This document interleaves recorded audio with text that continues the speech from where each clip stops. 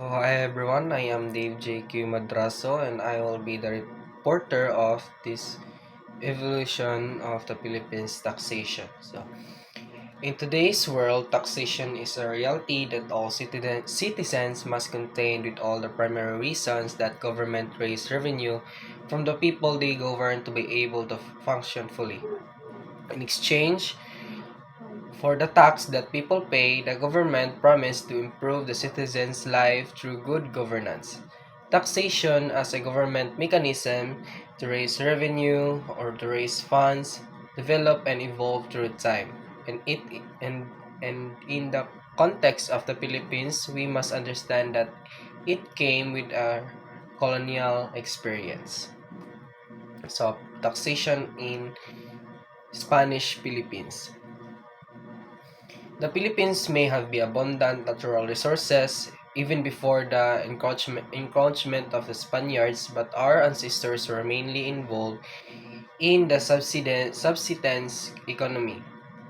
And while the payment of tributes or tax, or in our language, we call it buhis or handog, or the obligation to provide labor services to the datos in some early Filipinos communities in the Philippines.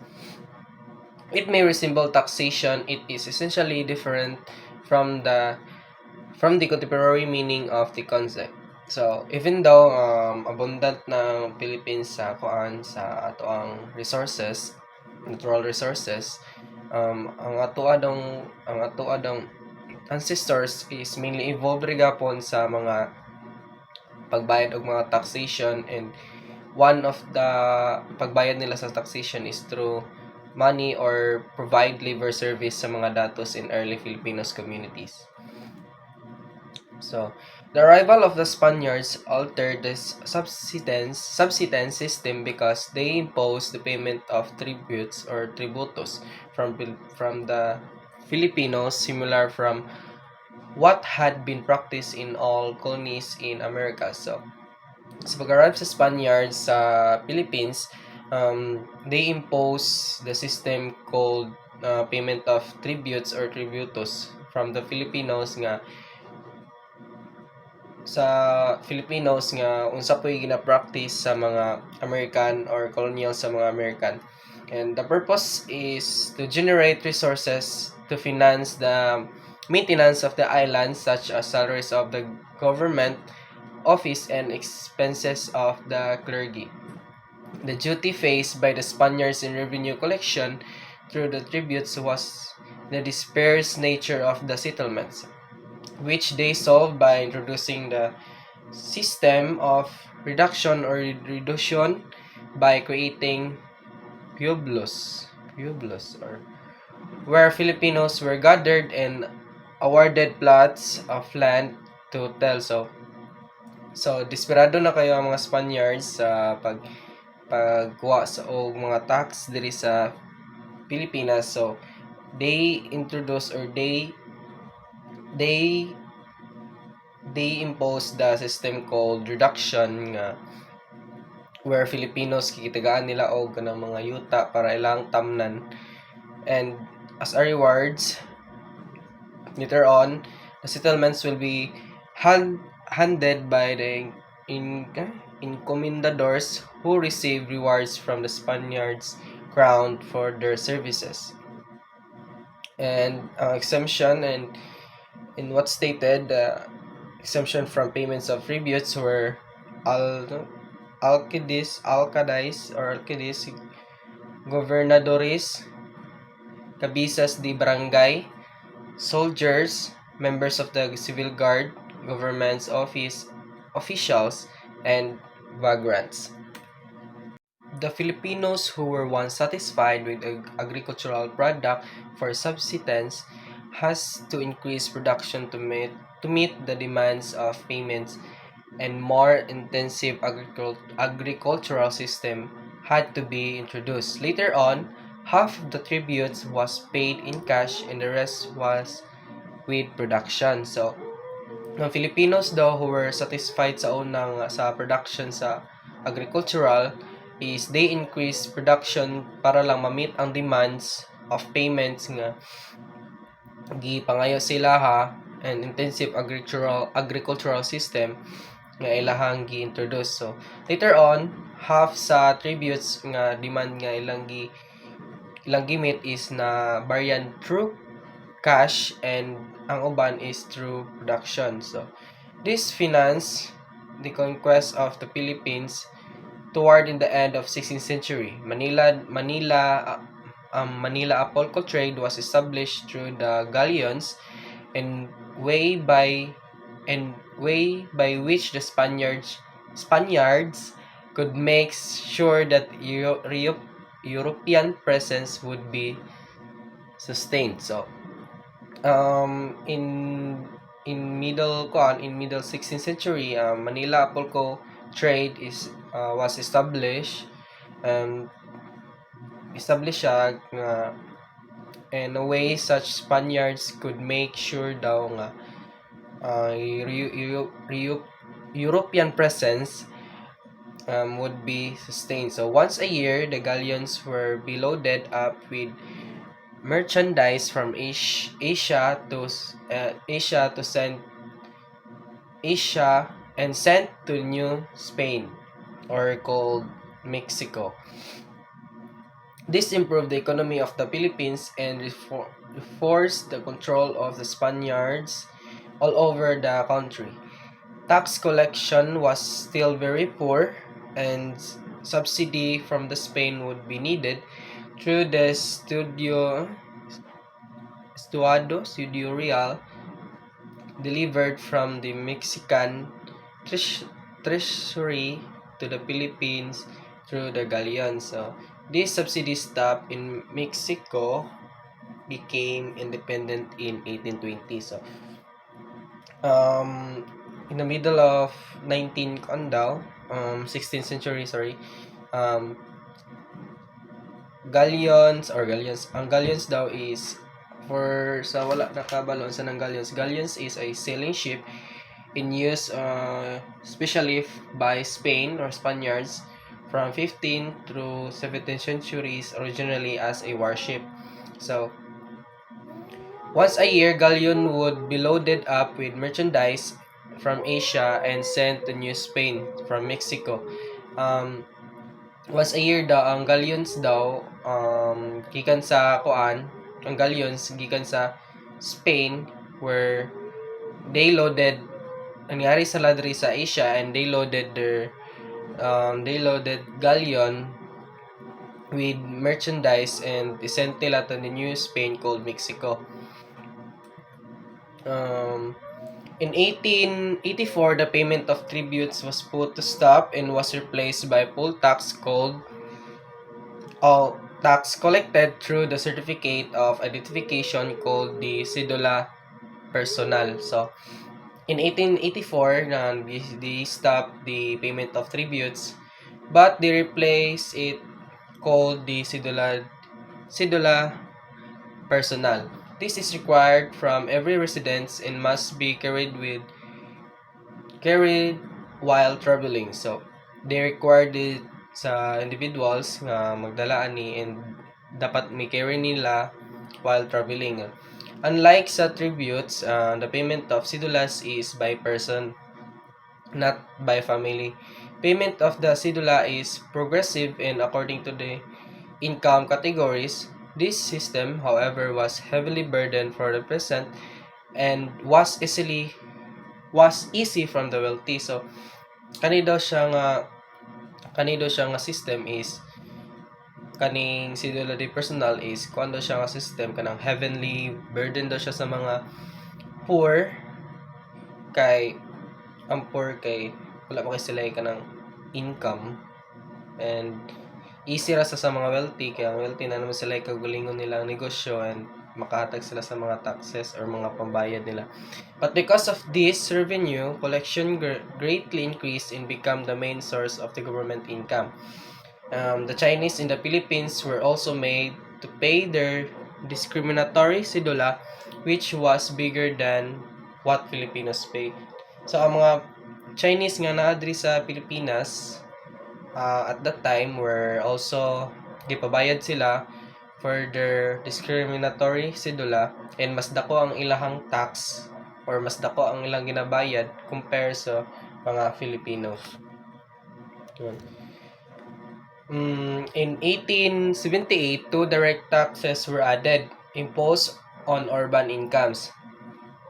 Urbana is a tax on the annual rental revenue or annual in-tax rental value of an urban real estate, and industria is a tax of salaries, dividends, and profits. These taxes were universal and affected all kinds of economic activity except agricultural. So kanido siya nga tax in 1878, so they impose or giad sila og duha ka tax, direct tax, where they called it urbana, and ang isa is industriya. So kani siya nga tax where universal siya and all affects of kinds of economic activity except sa agriculture, which was except to encourage growth. Indirect tax such as customs duties were imposed on exports and imports to further raise revenue, especially during the 19th century where economic growth increased exponentially.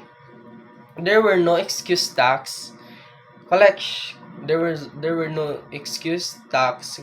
by the Spaniards or Spanish throughout the years of colonialism.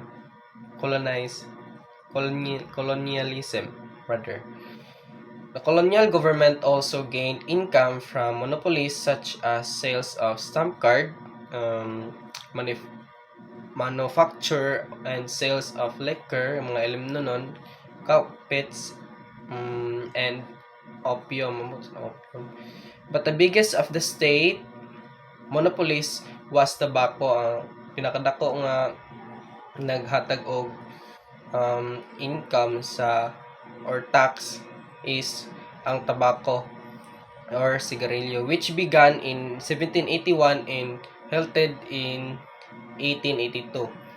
Only certain areas were assigned to cultivate tobacco, which is government purchase as the price dictated to the growers.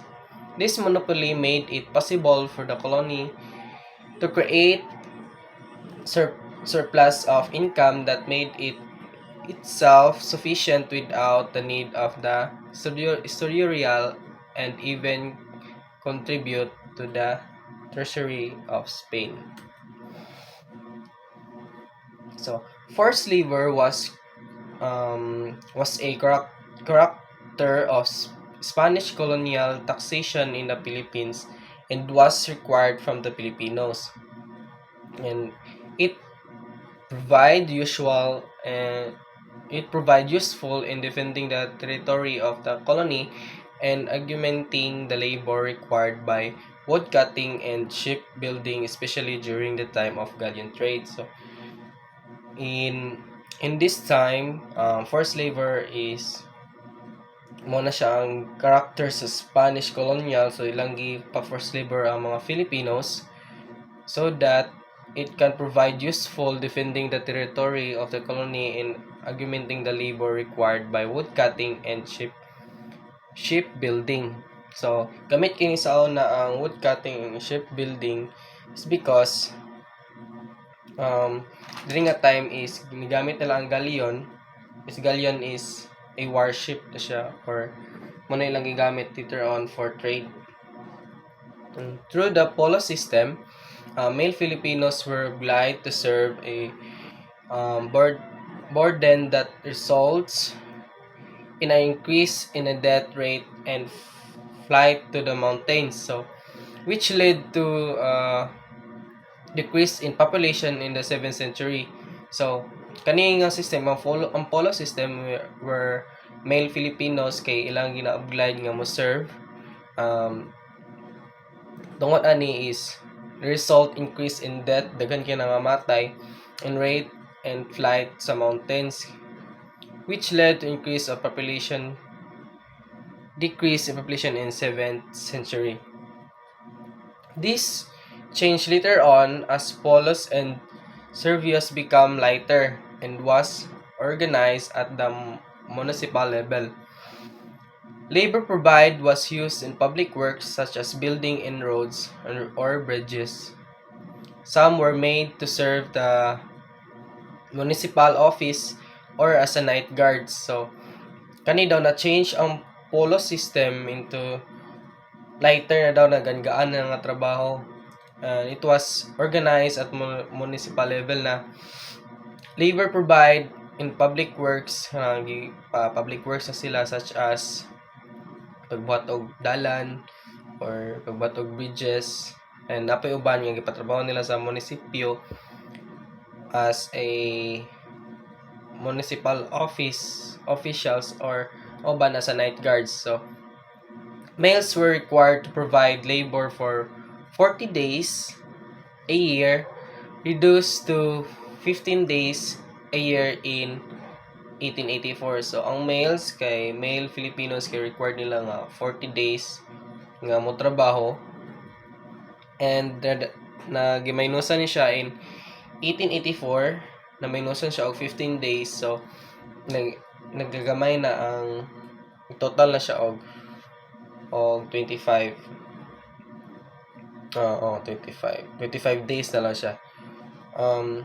They may opt out by paying the fellas of 3 pesos per annum, which was usually lost to corruption. So, na-corrupt na gahapon. So, they ought daw nga magbayad sila og sa mga workers og 3 pesos, and usually na-lost na abot na gapon sa corruption because it was collected at the municipal level, were known as a cabias or droppings. The polos would be called prestitio personal or personal service by the second half of 19th century. Taxation in the Philippines during the Spanish colonial period was characterized by a heavily burdened place of the Filipinos. So, at the corruption of a principals of or the former datos and the local elites who were coopted by the Spaniards to subjugate and control the natives on their behalf. The principals who were given positions such as cabizas di barangay or alcaldes. So, ang kato daw mga ninuno na to ang former datos and ang local elites nga coopted daw sa Spaniards were they subjugate and control the natives on their behalf. So selfish sila and selfish ways and principles, so were given position so kaning gitagaan sila position as a cabizas di barangay or alcaldes. In the local government were able to enrich themselves by pocketing tributes or tributos, while pleasant were left to be abused. So local governments daw ang local government nga mga trabahante or mga officials were able to enrich themselves by pocketing tributes. So ilang ginabulsa ang mga tax nga ginabayad sa mga tao, samot na sa mga kubre nga ilang were left be abused. Taxation appeared progressive, but the disparity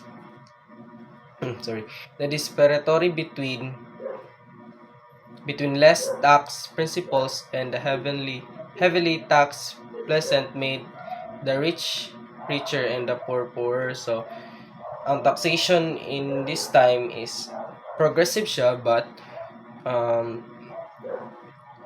na kaninga principles kay heavy tax peasant made